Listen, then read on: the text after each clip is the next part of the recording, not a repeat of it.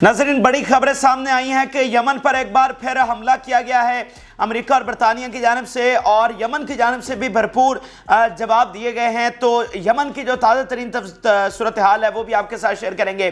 फिर लेबनान से नाज़रीन एक साथ कई इसराइली शहरों पर हमला हुआ है, कई सेटलमेंट्स को निशाना बनाया गया है, कई मिलिट्री साइट्स को लेबनान की जानिब से निशाना बनाया गया है। और ईरान के वज़ीर ख़ारजा की हिज़्बुल्लाह के सरबराह हसन नसरुल्लाह से बहुत अहम तरीन मुलाकात हुई है। फैसला कुन मुलाकात इसको बताया जा रहा है इसराइल से जंग के हवाले से। इसकी तफसीलात भी आपके साथ शेयर करेंगे। फिर नाज़रीन, यकीन मानिए दुनिया में इनकलाब आ चुका है, फ़लस्तीनियों के लिए दुनिया खड़ी हो रही है। यूके से इतनी बड़ी खबर सामने आई है, यूरोप से इतनी बड़ी खबर सामने आई है कि आपका दिल खुश हो जाएगा। किस तरह से इसराइली जो बैंक्स हैं उनके साथ वहां पर अवाम क्या कर रही है, खरबों का नुकसान इस वक्त इसराइल को किस तरह से पहुंच रहा है, वो बड़ी ज़बरदस्त जो तफसीलात आई हैं आपके साथ शेयर करने की कोशिश करेंगे। जिन लोगों ने चैनल को सब्सक्राइब नहीं किया उनसे रिक्वेस्ट है कि चैनल को ज़रूर सब्सक्राइब कर लें ताकि हर आने वाली वीडियो आप तक पहुंच सके। नज़ीर, सबसे पहले हम आपको यमन के हवाले से अपडेट करते हैं, और यमन पर एक बार फिर हमला किया गया है। और ये मैं पहले जगह बता दूँ जहाँ जहाँ पर ये हमले हुए हैं। सआदा डिस्ट्रिक्ट है जिसमें कातिनत और बकीम के एरियाज़ हैं, इनको निशाना बनाया गया है। यहाँ पर बताया जा रहा है कि मिसाइल स्टोरेज और जो लॉन्चिंग साइट्स हैं उनको अटैक किया गया है। फिर नाज़रीन, हुदैदा पर बहुत बड़ा हमला हुआ है। अब हुदैदा को मुसलसल निशाना बनाया जा रहा है क्योंकि यमन जो है ना वो हौसियों का पूरा यमन पे कब्जा तो नहीं है, तो कैपिटल सना है और सना से हुदैदा की तरफ जो सारा इलाका है वो इनके अंडर है। तो उनमें हुदैदा है, सआदा है, ये इंपॉर्टेंट एरियाज़ हैं। तो इन पर जो है वो अमेरिका बरतानिया की जानिब से हमले किए जा रहे हैं। दूसरी साइड पर जहाँ पर दूसरे ग्रुप का कब्जा है वहां पर हमले नहीं हो रहे। तो ये सना से इधर यानी समंदर वाली साइड पे हुदैदा तक ये सारा एरिया हौसियों के पास है, तो वहां पर निशाना बनाया जा रहा है जिनमें सबसे इंपॉर्टेंट हुदैदा है। इसके अलावा नज़ीर, अमेरिका ये बता रहा है कि they destroyed houses underground control drone control station के अंडरग्राउंड जो ड्रोन को कंट्रोल करने के लिए जो ड्रोन्स अटैक किए जाते हैं यमन की जानिब से, उनको कंट्रोल करने के लिए अंडरग्राउंड जो स्टेशंस बने हुए हैं उनको हमने निशाना बनाया। अच्छा, तो ये अगर हम सूरत हाल देखें तो मुसलसल हमले जारी हैं और बात अब घंटों में आ चुकी है। हम पहले भी एक बार आपको अपडेट कर चुके हैं और 15 दिन पहले हमने आपको प्रेडिक्ट किया था कि अब सूरत हाल इसी तरफ जाएगी, हमले तेज तरह होते चले जाएंगे।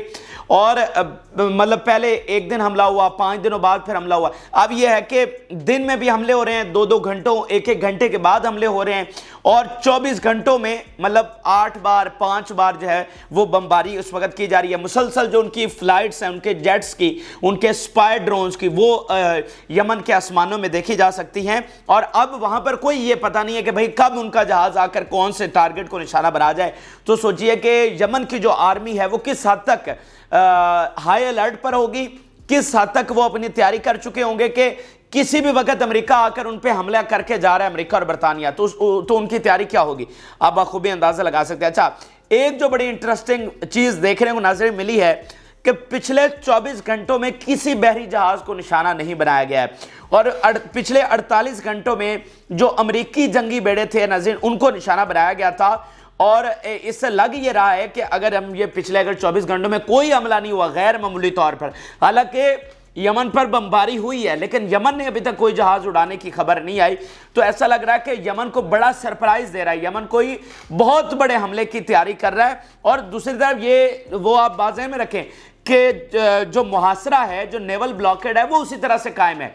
मतलब अमेरिकी बरतानवी ये वो कोई जहाज इसराइली वो वहां से गुजर नहीं रहा है, वो ब्लॉकेड उसी तरह से कायम है। और अब तो गल्फ ऑफ एडन में भी मतलब उनका रास्ता मुकम्मल बंद कर दिया गया है, वो अब यहां से भी अवॉइड कर रहे हैं। तो अब अगली जो मुझे लग रहा है कि जो तफसीलात सामने आएंगी, अगर जिस जहाज को निशाना बनाया जाएगा उनमें मेजोरिटी जो होगी वो लॉन्ग रेंज वाली होगी, क्योंकि यहां से तो वो मुकम्मल अवॉइड कर रहे हैं ना, तो वो दूर से यानी घूम के बिल्कुल वो जा रहे हैं। तो लॉन्ग रेंज में अब जहाज़ों को निशाना बनाने की खबरें आएंगी। बहरहाल यमन इस तरह से तैयार है कि जो असलहा उसको रिक्वायर्ड है वो ईरान, चाइना, रशिया से पहुंचाया जा रहा है। जो पॉपुलर मोबिलाइजेशन है यानी आम लोगों का जंग में उनकी आर्मी में शामिल होना, वो इस वक्त उरूज पर जारी है। اور جو انٹیلیجنس ہے وہ ایران کی جانب سے پوری طرح سے ان کو پہنچائی جا رہی ہے. تو یمن کی جو تیاری ہے وہ پوری طرح سے زبردست طریقے سے چل رہی ہے اور 10-15 لاکھ کے قریب جنگجو بتائے جا رہے ہیں. اتنا ٹارگٹ ہے یمن کا. یعنی ایک تو آفیشل ان کے آلریڈی جو ہیں سو ہیں آرمی. اس سے ہٹ کے جو عام لوگ ملا کے سارے جو بنیں گے وہ 10 سے 15 لاکھ ہو سکتے ہیں. اور اس میں یہ بھی دیکھا جائے گا کہ مثال کے طور پہ اگر لیبنان کی جنگ ڈیلے ہو جاتی ہے اور یمن کی جنگ پہلے شروع ہو جاتی ہے تو بہت سارے جنگ جو مڈل ایسٹ سے پھر ادھر آ جائیں گے, کیونکہ جو مثال کے طور پہ لیبنان کے بہت سے کمانڈر وہ یمن میں پہنچے ہوئے ہیں, کیونکہ جو پہلے حملہ ہوا تھا وہ یمن میں ہوا تھا اور یمن کی جنگ کا خطرہ پہلے ہے کہ یہاں پر جنگ پہلے شروع ہوگی, حزب اللہ کی تھوڑی سی اس کے بعد ڈیلے میں ہوگی. تو یہ بھی ہو سکتا ہے کہ بھئی اگر ادھر پہلے چھڑ جاتی ہے تو ہو سکتا ہے جنگ جو ادھر بھی آ جائیں. تو یہ یمن کی ناظرین صورتحال ہے. اچھا, اس کے علاوہ ناظرین اب آپ کو لیبنان کے حوالے سے اپڈیٹ کرتے ہیں اور لیبنان سے بھی گھنٹہ بہ گھنٹہ ناظرین تفصیلات آ رہی ہیں. اور اس وقت جو نان سٹاپ حملے ہیں وہ جاری ہیں. یعنی جب سے یہ اسرائیل نے یہ اناؤنس کیا ہے, انٹیلیجنس معلومات یہ ملی ہے کہ اسرائیل پوری طرح سے تیار ہے, اور جب سے انہوں نے یہ اناؤنس کیا ہے کہ ان کی ہنڈریڈز آف جو ایئر کرافٹ ہیں, جو جنگی جہاز ہیں وہ تیار کھڑے ہوئے ہیں اور وہ ود ان منٹس جا کر لیبنان میں سٹرائک کریں گے. تو اس کے بعد سے حزب اللہ نے کہا اچھا یہ والی بات ہے, تو ان کے حملے اور زیادہ بڑھ کر سامنے آئے ہیں. لیبنان کی آرمی بالکل ایکسٹریم جو پریپیئرنس لیول ہوتا ہے اس پر چلی گئی ہے. ان کے حزب اللہ کے جو جنگ جو ہیں وہ تو آلریڈی ایکٹیو ہیں. کچھ نئی تنظیمیں اسلامک ریزسٹنس جیسی وہ ناظرین میدان میں آئی ہیں. تو ابھی ناظرین کچھ بڑے جو حملے کیے گئے, حالانکہ اگر میری پچھلی دونوں ویڈیوز اٹھا کر دیکھ لیں دونوں میں لیبنان کے حوالے سے اپڈیٹ ہے, وگرنہ نارملی یہ ہوتا تھا کہ ایک دن میں ہمیں ایک دفعہ آپ کو اپڈیٹ کرتے تھے. لیکن اب حملوں کی تفصیلات اتنی زیادہ آ رہی ہیں کہ ہر ویڈیو میں آپ کو اپڈیٹ کرنا پڑ رہا ہے. تو اس سے آپ اندازہ لگائیے کہ وہاں پر صورتحال کیا بنی ہوئی ہے. یہ ناظرین ابھی اسرائیلی میڈیا بتا رہا ہے کہ 10 سٹیز کو کم سے کم وہاں پر حملہ کیا گیا ہے. وہاں پر ڈرونز کے ساتھ حملہ ہوا ہے. enemy drones penetrated and sirens sounded in 10 settlements. اب یہ سیٹلمنٹ جو ہوتی ہے یہ ایک پورا مطلب ایک چھوٹا سا شہر ہوتا ہے.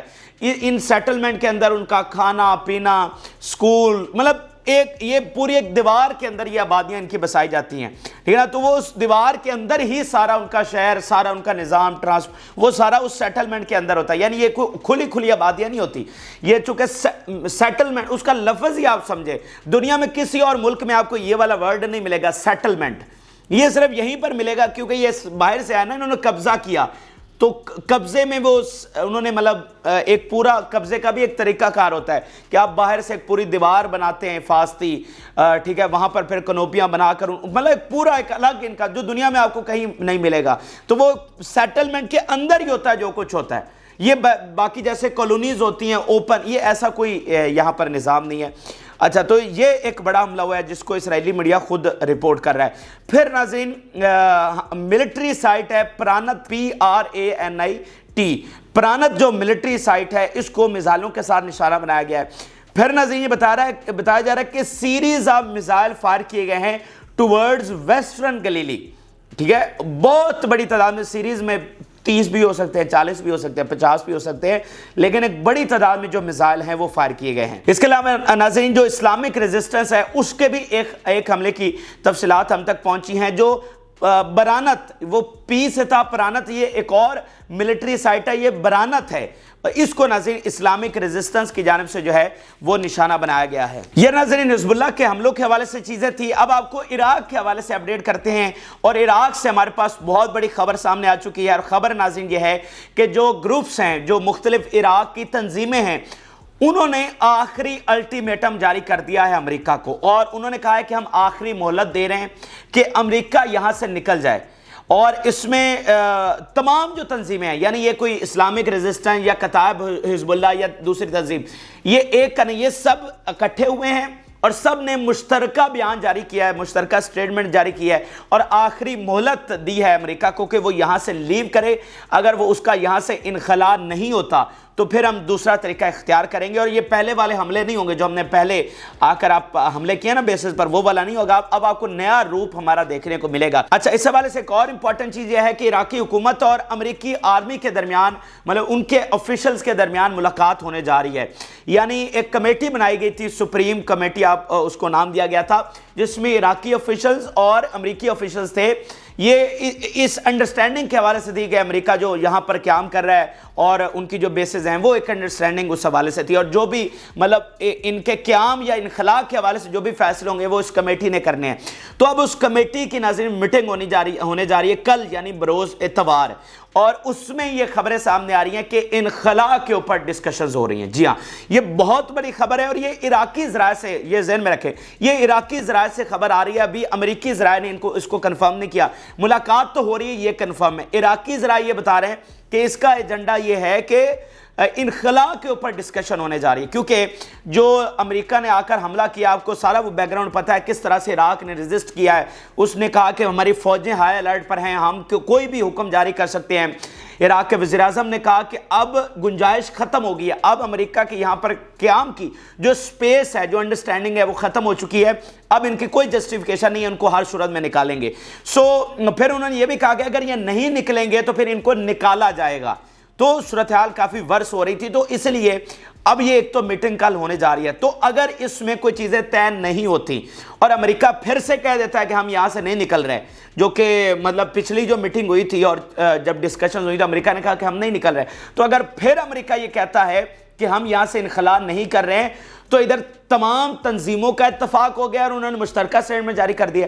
ادھر عراق کی حکومت آلریڈی اس کا تو بیان ہے ہی ہے، تو اگلے 48 گھنٹوں میں آپ کو کوئی نئی صورتحال عراق میں دیکھنے کو مل سکتی ہے، عراق اور شام میں۔ بیسیکلی یہ خالی عراق کا معاملہ نہیں، امریکہ نکلے گا تو عراق سے بھی نکلے گا اینڈ دین شام سے بھی نکلے گا، تو اگلے 48 گھنٹے اس حوالے سے، ان کے انخلاء کے حوالے سے، کسی فیصلے کے حوالے سے بڑی امپورٹنٹ ہے، اور اگر امریکہ سیدھا انکار کر دیتا ہے تو پھر کوئی نئی صورتحال آپ کو وہاں پر دیکھنے کو مل سکتی ہے۔ اور ایک بات آپ بالکل ذہن میں رکھیں، یہ بات ذہن نشین کر لیں کہ امریکہ اب مڈل ایسٹ میں، یعنی شام اور عراق کی ہم بات کر رہے ہیں، باقی تو سعودی عرب میں، قطر میں اور یو اے کا معاملہ ہی مختلف ہے، شام اور عراق میں جو کہ اصل بات ان کا قیام میٹر جو ہے وہ وہاں پر کر رہا ہے، تو یہ وہاں پر نہیں رہ سکتے، اب ان کو وہاں سے نکلنا ہی پڑے گا ہر صورت میں۔ اور فیصلہ صرف ناظرین یہ ہونا ہے کہ کیا انہوں نے ایک بڑی جنگ کے بعد وہاں سے نکلنا ہے یا پھر مذاکرات کے ذریعے وہاں سے نکلنا ہے، کیونکہ جو بڑا ایک، اب آپ کہیں گے کہ بھائی اب کیا ایسا ہو گیا ہے کہ یہ وہاں سے یہاں پر قیام نہیں کر سکتے اور ان کو نکلنا پڑے گا۔ اس کی وجہ یہ ہے کہ گراؤنڈ ریئلٹیز اچانک سے بدل گئی ہیں، جو پاور کی ایکویشن ہے وہ اچانک سے بدل گئی ہے۔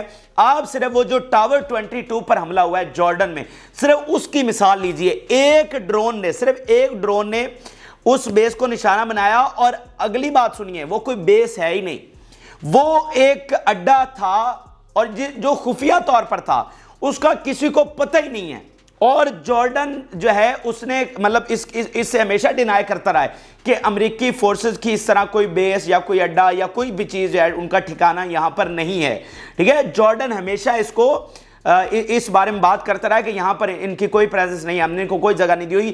تو جب یہ حملہ ہوا 28 جنوری کو، تو اس کے بعد یہ پتہ چلا کہ اچھا یہ بھی مطلب وہ بالکل ایک خفیہ وہ ان کا ٹھکانہ تھا، اور جو اصل بیس ہے الطنف، وہ جارڈن کی دوسری سائڈ پر سیریا میں ہے، سیریا کے بارڈر کے ساتھ الطنف، اور الطنف کا اصل مقصد کیا ہے کہ ایک روڈ ہے جو ایران سے عراق، عراق سے شام، شام سے لیبنن کو ملاتا ہے، تو یہ اس روڈ کے ساتھ یہ ایک بیس ہے جو اس روڈ پر بیسیکلی نظر رکھتی ہے اور اس موومنٹ پر نظر رکھتی ہے کہ کہاں سے سپلائی کدھر جا رہی ہے، لیبنن پہ خاص طور پہ وہ نظر رکھتی ہے، کیونکہ آگے پھر اسرائیل کے موسال معاملات ہیں، تو وہ اس پورے ریجن کو، اس پورے ایریا کو مانیٹر کرنے کے لیے یہ بیس بنائی گئی تھی۔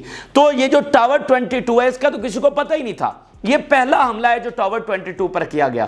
تو اگر تو سوال یہ اٹھتا ہے، ابھی تک وہ سر پکڑ کر بیٹھے ہوئے ہیں کہ یہ انفارمیشن، یہ انٹیلیجنس کس نے دی اور یہ ان گروپس تک کس طرح سے پہنچ گئی، کہ یعنی یہ جو ایک بالکل خفیہ ایک ٹھکانہ ہے، جس کو بہت سارے اینالسٹ نے یہ بھی کہا کہ بیسیکلی یہ CIA کا ٹھکانہ تھا۔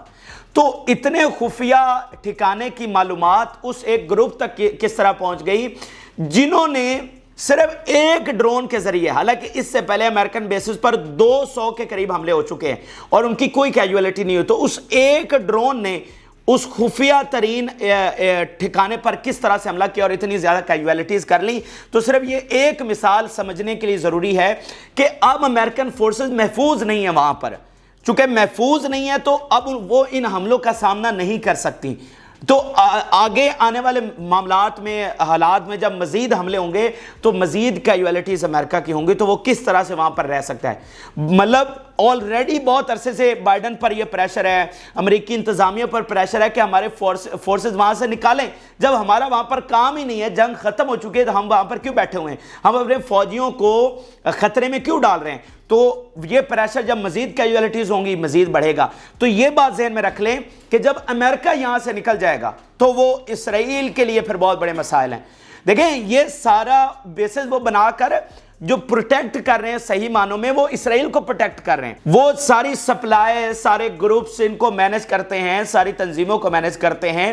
تو اگر امریکہ یہاں سے نکل گیا تو اسرائیل کی سیکورٹی جو آلریڈی کولیپس کی ہوئی ہے ان کے لیے یہ بہت بڑا نقصان ہوگا، اور اس ابھی نکلنا تو وہ تو بڑی ہی تباہی ہے اسرائیل کے لیے۔ اب ناظرین ایک خبر ایران کے حوالے سے آپ کو شیئر کرتے ہیں، اور بڑی خبر یہ ہے کہ ایران اور حزب اللہ کی جو سربراہ حسن نصر اللہ ہیں ان کی ملاقات ہوئی ہے۔ پچھلی ویڈیو میں بھی ہم نے آپ کے ساتھ شیئر کیا تھا کہ ایران کے وزیر خارجہ لیبنان میں پہنچے ہوئے ہیں، تو اب خبر یہ آئی ہے کہ ان کی ملاقات حسن نصر اللہ سے بھی ہوئی ہے، اور خبریں یہ آ رہی ہیں لیبنان سے کہ اس کو ایک حتمی اور فیصلہ کن ملاقات بتایا جا رہا ہے، کیونکہ اسرائیل کی جنگ تو اب واضح پتہ چل گئی ہے، نیتن یاہو نے بھی حکم دے دیا ہے، ساری انٹیلیجنس معلومات ہیں کہ اسرائیل کے ساتھ جنگ ہونے جا رہی ہے۔ تو یہ ایک حتمی ملاقات تھی جس میں ایران نے اپنی بھرپور حمایت کا یقین دہانی کروائی ہے کہ مکمل طور پر حزب اللہ کو سپورٹ کیا جائے گا، ہر طرح کی جو فیسیلیٹیشن ہے، جو امداد ہے وہ حزب اللہ کو دی جائے گی، اور ایک گرین لائٹ حزب اللہ کو دے دی گئی ہے۔ یہ جو لیبنان کا میڈیا ہے وہ یہ رپورٹ کر رہا ہے، تو بڑی امپورٹنٹ یہ میٹنگ تھی،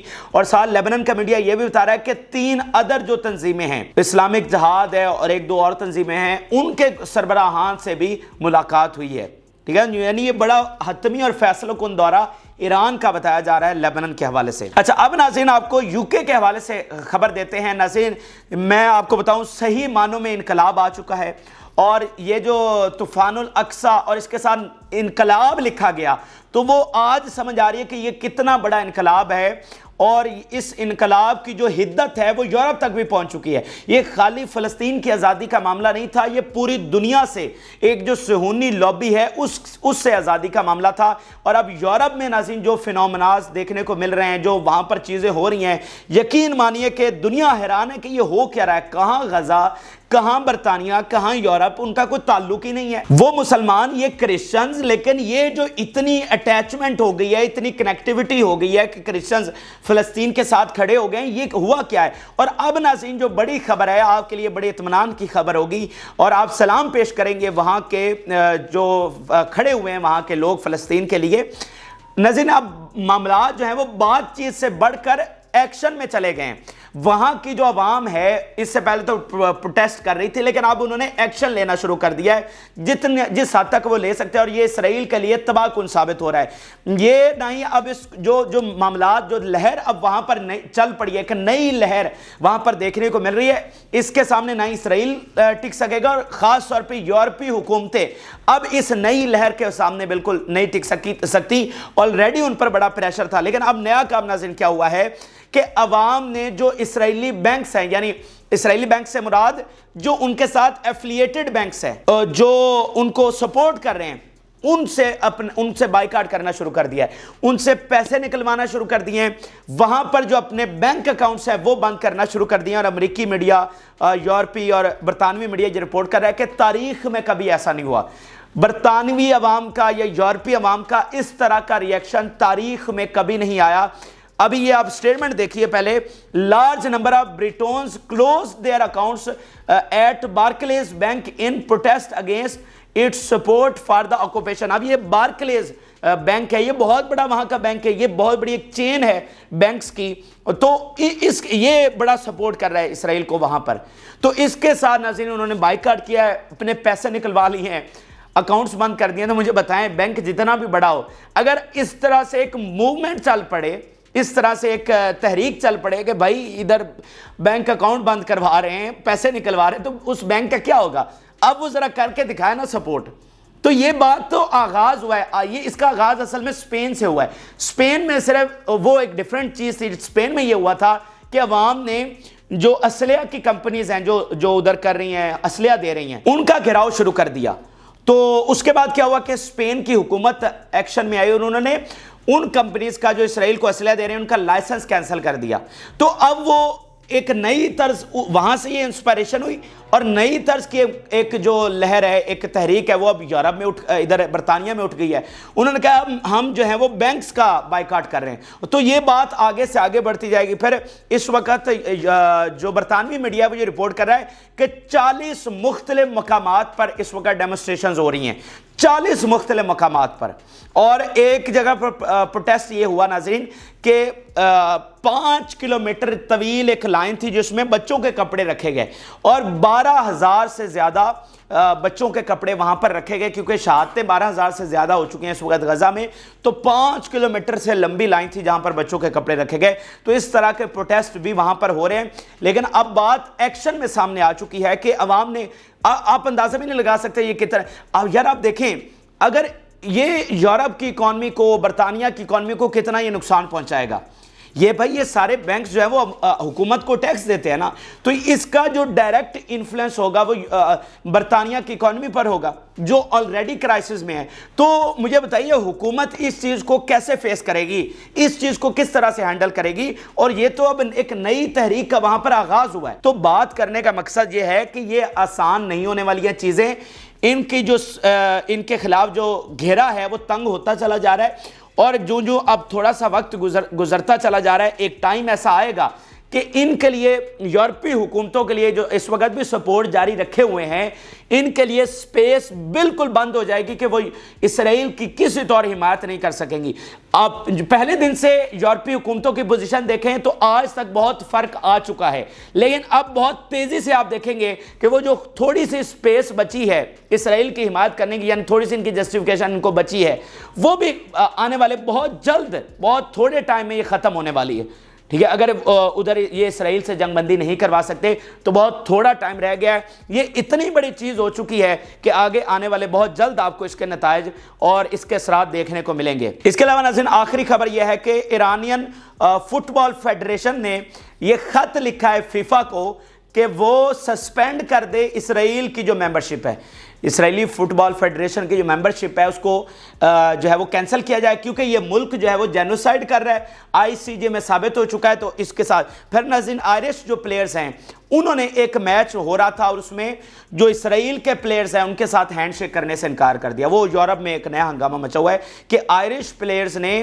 ہینڈ شیک کرنے سے انکار کر دیا اسرائیلیوں سے، وہ اسرائیلی جنہوں نے صدیاں لگا کر یہ بیانیہ بنایا کہ ہم اللہ کے چنیدہ لوگ ہیں اور ہماری جو ہے نا سپورٹ کرنا یہ ایسا ہی ہے کہ مذہبی آپ کا فریضہ ہے۔ ان کے ساتھ یہ ہو رہا ہے کہ ان کے ساتھ ہاتھ نہیں ملایا جا رہا۔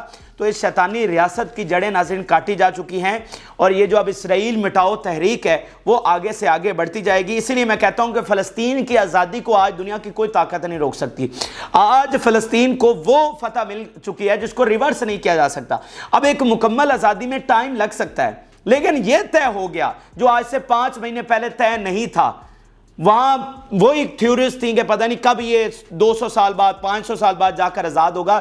ایک تو وہ بیانیہ زمیں بوس ہوا اور پتہ چلا کہ وہ سب جھوٹی کہانیاں تھیں جو ہمارے اپنے کچھ لوگوں نے بھی سنائی، اور انہوں نے تو ویسے ہی اسرائیل کی لابی نے تو خربوں انویسٹ کیے تھے، اور اس میں سے کچھ بدقسمتی سے ہمارے لوگ بھی تھے جنہوں نے اسرائیل کے حوالے سے بڑی بڑی تھیوریز پیش کر کے گئے تھے کہ یہ تو ختم ہو ہی نہیں سکتا۔